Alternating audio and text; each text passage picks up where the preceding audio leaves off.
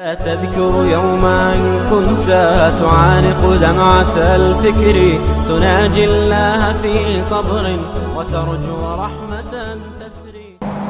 السلام علیکم ناظرین، قاری صاحب سے ہم کوشچن کریں گے جو جادو کی وجہ سے جکڑا ہوا جسم ہے اس کے متعلق ہمیں بتائیں اور اس کا علاج جو ہے وہ ہمیں قاری صاحب بتائیں گے. السلام علیکم. وعلیکم السلام ورحمۃ اللہ وبرکاتہ.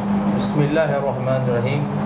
سما بھائی، جادو کی وجہ سے جسم جو جکڑا ہوا ہوتا ہے جی، انسان کا جسم کھلتا ہی نہیں ہے، بندہ بڑی ٹینشنوں میں رہتا ہے، دباؤ پڑتا ہے جسم پہ، جسم کے ٹانگوں میں درد ہے، کندھوں میں کھجاؤ ہے اس کے، اور کمر میں درد ہے، اور کوئی کام کہہ دیں تو اس کو بڑی پریشانی ہوتی ہے، اٹھ کے دل نہیں کرتا کام کرنے کو، بس لیٹا رہے ہر وقت ہے، کوئی مجھے کام نہ کہے.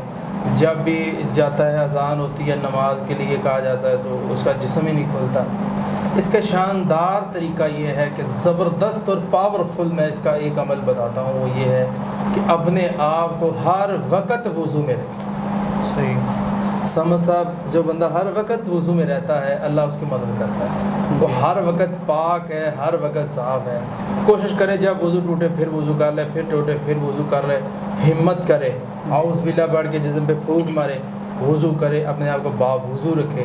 اگر اس کو گیس کا پرابلم رہ جائے تو اسی طرح کرے، وہ سورہ فاتحہ 41 بار پڑھ کے پانی پہ دم کر کے پیے.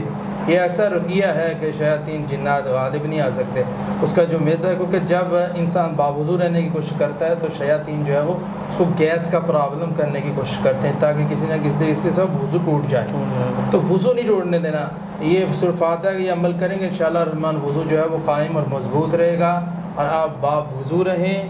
انشاءاللہ اللہ تعالیٰ آپ کی حفاظت فرمائیں گے. جی ناظرین، آپ سے ملاقات ہوگی اگلے پروگرام میں. اللہ حافظ. تذكر يوما كنت تعانق دمعة الفكر تناجي الله في صبر وترجو